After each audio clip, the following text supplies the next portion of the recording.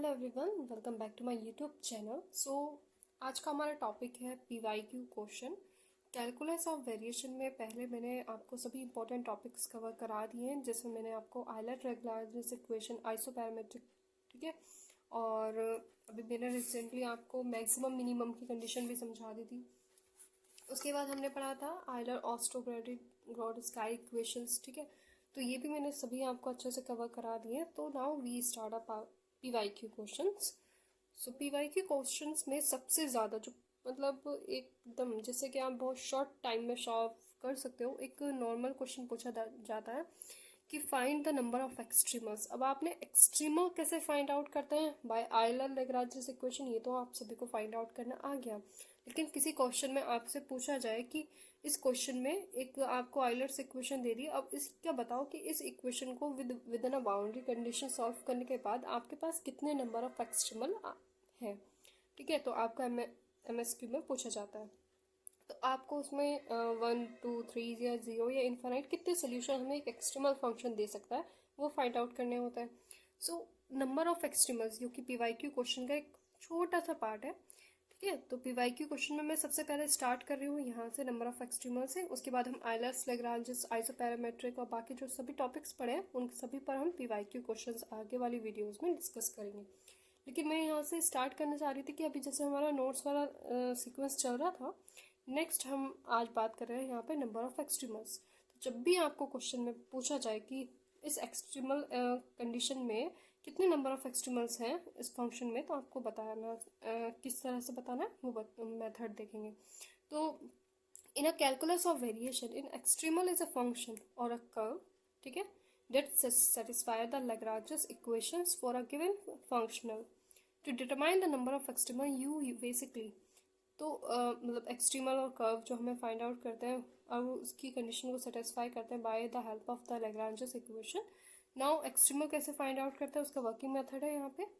Start with the functional, जैसे कि मैंने बताया आपको एक फंक्शनल दिया होगा, लैग्रांजेस इक्वेशन लगाएंगे। Now solve the differential equation. अब जो हमें जो इक्वेशन आएगी, अब हमारे पास या तो प्योरली आती है, प्योर इमेज में आती है, या इमेजनरी इमेज में आता है, ठीक है। तो उसको डिफ्रेंशिएट करने के बाद with in help of using the ODE, ठीक है। Now the solution of these ODE are the extremal. तो वहाँ से हम पता करेंगे कि नंबर ऑफ एक्सट्रीमल कितने डिपेंड कर रहे हैं किसी बाउंड्री कंडीशन पर। अगर वो बाउंड्री कंडीशन हमारी सेटिस्फाई कर रहे हैं तो इट दैट्स मीन्स कि वो हमारी नंबर ऑफ एक्सट्रीमल्स को फाइंड आउट करने में ईजिली हेल्प करेंगे, ठीक है। So this is a theory of working. और now we start a first example. First 2 example करेंगे, उसके बाद हम डायरेक्ट पीवाईक्यू पे पहुंचेंगे, ठीक है। So consider the problem, find the number of extremal. देखो यहाँ पे इस तरह से हमें एक प्रॉब्लम दी होगी और number of extremal find out करने के लिए दिया होगा। तो हमें क्या होता है कि अब बच्चे डर जाते हैं कि हमने आयलर्स लैग्रांज इक्वेशन से पूरी इक्वेशन तो सॉल्व कर दी, लेकिन नंबर ऑफ एक्सट्रीमल ये स्पेसिफिक टॉपिक हमने वहाँ पे पढ़ा नहीं, तो ये क्या है, किस तरह से हम इसको सॉल्व कर सकते हैं, तो वो हम यहाँ पे देखेंगे। सो हियर हमारे पास एक्सट्रीमल की जो इक्वेशन है वो हमारे पास यहाँ पर दी हुई है कि फंक्शन मतलब फंक्शनल हमें यहाँ दिया हुआ है एक्स कोमा वाई डैश, जो कि है वाई डैश स्क्वायर। अब यहाँ पे देख रहे होंगे आप एक्स और वाई, मतलब एक्स और वाई हमारे पास क्या है, एब्सेंट है, मतलब एक्स और वाई इंडिपेंडेंट है। So using Euler Lagrange equation, del F upon del y is equal to 0, del F upon del Y dash क्या हो जाएगा यहाँ पे 2 Y dash is equal to 0। So y तो है नहीं यहाँ पे, तो वाई तो 0 हो गया वाई के रिस्पेक्ट में, तो 0 minus del D upon D x. यहाँ पे हमने देखो डायरेक्ट मैंने यहाँ पे आयलर्स लैग्रांज इक्वेशन लगाया है, ठीक है। क्या होती है हमारे पास del F upon del Y minus के D upon D X del F upon del Y dash is equal to 0, ठीक है। Del F upon del Y क्या है 0, माइनस की D upon D X, del F upon del Y dash क्या है 2 Y dash, ठीक है। इसको डिफरेंशिएट करेंगे विद रिस्पेक्ट टू एक्स, और माइनस ऑफ 2 हमारे पास राइट हैंड में जाकर 0 हो जाएगा, तो हमारे पास आ जाएगा Y double dash is equal to 0। Now अब इस इक्वेशन को हमने यहाँ पे क्या करा है, इंटीग्रेट किया है। नाउ इंटीग्रेटिंग बोथ साइड, ठीक है। तो इंटीग्रेट करने के बाद हमें क्या मिलेगा, इसको इंटीग्रेट करें तो वाई डैश आ जाएगा is equal to a constantly a. Now अब इसको अगेन हमने यहाँ पे इंटीग्रेट करना है, again integrating we get y is equal to a x plus b, ठीक है। ठीक है, इसको हम एक्स के रेस्पेक्ट में इंटीग्रेट हो जाएगा प्लस बी। नाउ इंटीग्रेट करने के बाद हमारे पास ये इक्वेशन आ गई y is equal to a x plus b. Now अब हम क्या करेंगे, जो हमें बाउंड्री कंडीशन दी हुई है वो इस पर यूज़ करेंगे। Now applying the boundary condition. Boundary condition आपको अच्छे से आई होप समझ सकते हो कि आप अब बाउंड्री कंडीशन यहाँ पे अच्छे से अप्लाई कर सकते हैं। सो वाई ऑफ जीरो पे वैल्यू क्या है, जीरो। तो वाई ऑफ जीरो पे वैल्यू जीरो, मतलब एक्स के प्लेस पर जीरो कर देंगे और वाई जीरो पे हमारे पास ऑलरेडी जीरो है, तो बी हमारे पास क्या आ गया, जीरो। अच्छा ठीक है, मैं इसे एक बार अच्छे से आपको खोल के समझा देती हूँ। अगर कुछ बच्चों को यहाँ पे कंडीशन समझ नहीं आ रही कि हम बाउंड्री कंडीशन को ये अपने इक्वेशन में कैसे लगा रहे हैं, तो वो यहाँ पे अच्छे से देख लेते हैं। ये हमारे पास क्या है, इक्वेशन, ठीक है, वाई ऑफ एक्स ही लिखा जाता है इसको, ठीक है, लिख सकते हैं। तो हमें कंडीशन दी है वाई जीरो पे जीरो। सो मतलब एक्स के प्लेस पे जीरो है और वाई ऑफ एक्स इस पूरे के प्लेस इक्वल है किसके, जीरो के। ठीक है, तो पहले तो हम जीरो एक्स के प्लेस पे लिख लेते हैं। इसकी जगह क्या लिखेंगे, zero is equal to a zero क्या होता है, जीरो प्लस बी, तो यहाँ से क्या फाइंड हो गया, b is equal to zero. ठीक है, आई होप आप अच्छे से समझ गए होंगे। तो इस तरह से सेकंड इक्वेशन मतलब सेकंड बाउंड्री कंडीशन को जैसे हम यहाँ पे यूज़ करेंगे, वाई ऑफ एक्स हमारे पास क्या है, वन, तो वन रखना है और एक्स के प्लेस पे वन। सो हमारे पास इक्वेशन क्या आ जाएगी, कुछ इस तरह से आ जाएगी, one is equal to A plus b. अभी हमने ऊपर वाली कंडीशन से क्या फाइंड करा है, b is equal to zero, वो यहाँ रखेंगे तो हमारे पास क्या आ जाएगा, a is equal to one. ठीक है, तो हमें ये मिल गया। ओके, नाउ अब हमारे पास ए और बी की वैल्यू आ गई, वो हम कहाँ रखेंगे, इस इक्वेशन में।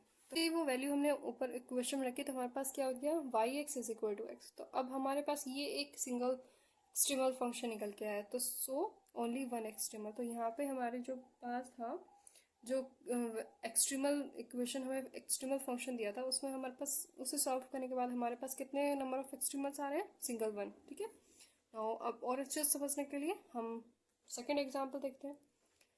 जे of Y is equal to integration zero to pi Y dash two minus के वाई स्क्वायर डी एक्स। ठीक है, बाउंड्री कंडीशन है वाई जीरो पे जीरो, वाई पाई पे जीरो। फंक्शन रखेंगे Y X comma Y dash is equal to Y dash two minus के Y square. Using the Euler Lagrange equation, del F upon del Y minus के del D upon D X, del F upon del Y dash is equal to zero. Now del F upon del Y, इसको differentiate करेंगे with respect to Y, sorry, तो यहाँ पे क्या है, with in a sign. ठीक है, तो आ जाएगा माइनस के टू वाई माइनस के D upon D X, del F upon del Y dash, इसको डिफ्रेंशिएट करेंगे with respect to, partially differentiate करेंगे with respect to Y dash, तो हमारे पास आ जाएगा two Y dash is equal to zero. So यहाँ से देखा जाए तो हमने माइनस टू कॉमन ले लेंगे, तो हमारे पास क्या आ जाएगा, Y double dash plus Y is equal to zero. Auxiliary equation लिखते हैं तो हमारे पास कुछ इस फॉर्म में आ गया, M square plus one is equal to zero. इसको मैंने कुछ इस तरह से लिख दिया, एम स्क्वायर माइनस वन। ठीक है, अब स्क्वायर हटाएंगे तो हमारे पास क्या आ जाएगी, M is equal to plus minus iota.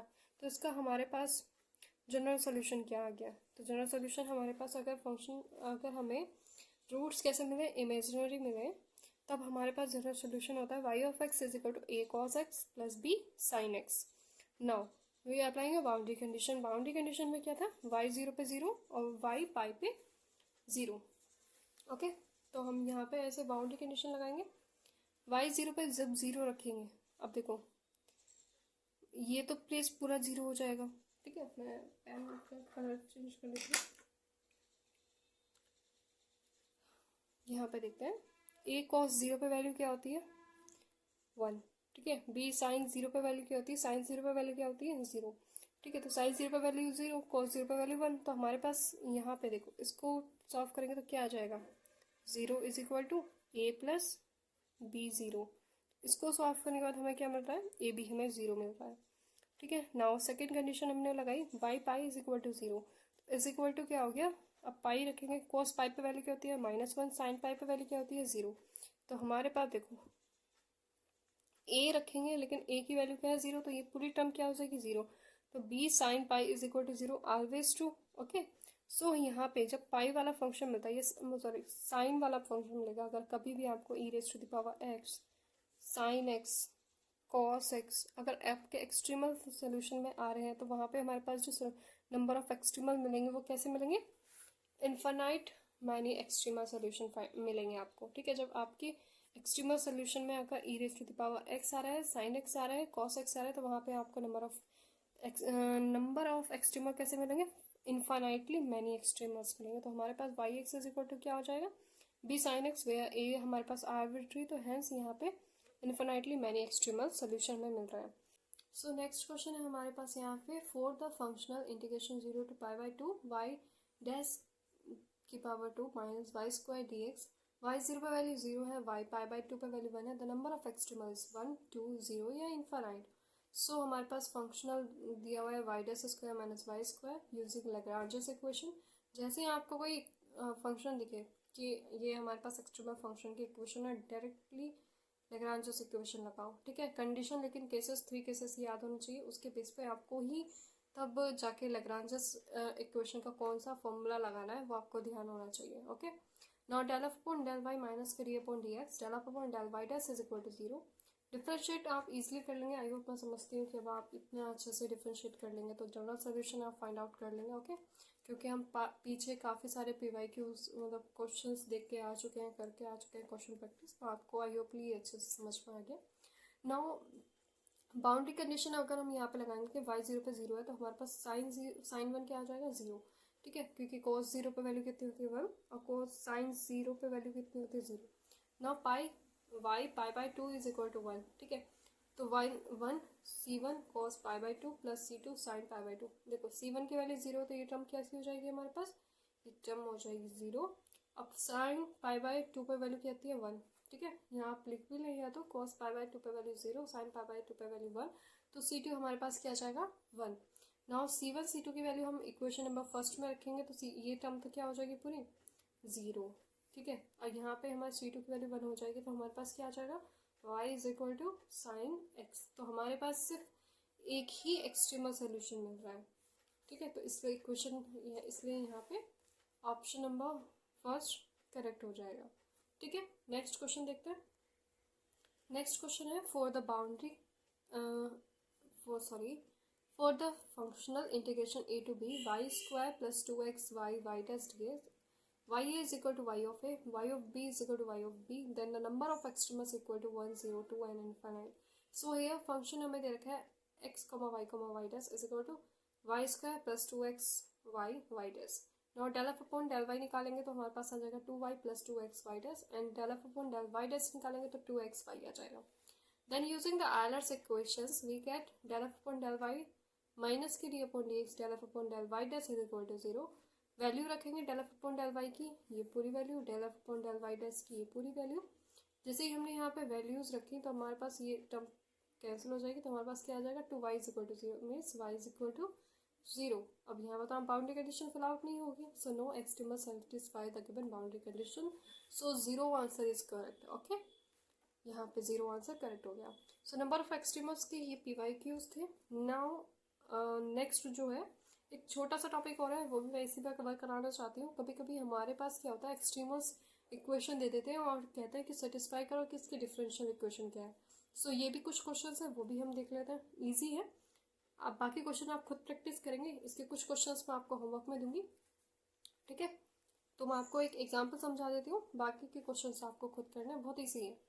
So extremal for the variational problem आपको आई वाई ऑफ एक्स एक एक्सट्रीमल इक्वेशन दे देंगे, कहेंगे कि satisfy the differential equation.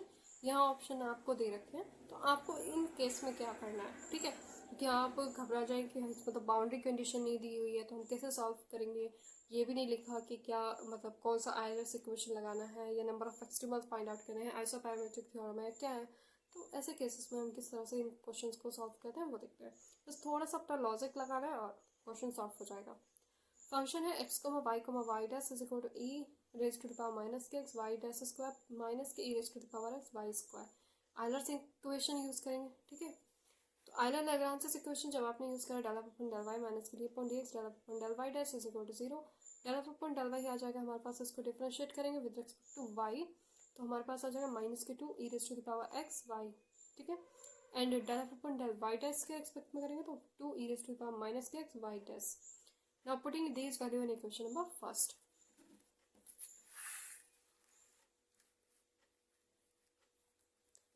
Minus के 2 e raise to the power x y minus के D upon D X 2 e raise to the power minus के x y dash is equal to 0। Now game changing देखो यहाँ पे, अब इसको differentiate करना है विद रिस्पेक्ट टू x, ठीक है, तो ये पार्शियली डिफरेंशिएट हो जाएगा यहाँ पे, ठीक है। आप यहाँ पर अच्छे से कर लोगे, देखो कैसे करा हमने, माइनस ऐसे ही एक बार हमने यहाँ पे ई के रेस्पेक्ट में डिफ्रेंशिएट करेंगे तो 2 minus E raise to the power minus का एक्स है, तो एक्स का डिफ्रेंशिएशन -1 और वाई डैश ऐसे ही प्लस। अब हम करेंगे वाई डैश के रेस्पेक्ट में डिफ्रेंशिएट, तो 2 E raise to power minus के Y double dash is equal to 0। तो इसको हम ब्रैकेट को सॉल्व करेंगे तो -2 E raise to power X Y plus 2 E raise to power minus के एक्स वाई डैश माइनस की 2 E raise to power minus के X Y double dash is equal to 0। Now अब हमें क्या कर रहे हैं, यहाँ पे हमें दिख रहा है कि हमें 2 और E raise to the power minus X common है, ठीक है।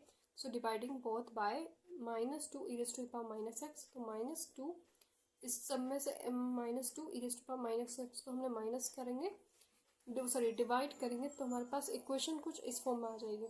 ई raise to the power 2x y minus के y dash plus y double dash is equal to 0, ठीक है। अब यहाँ पे y dash y double dash minus के y plus e raise to पावर 2x y is equal to 0, इस तरह से ऑर्डर में अरेंज कर लिया। अब अपने अपने हम ऑप्शन देख लेते हैं।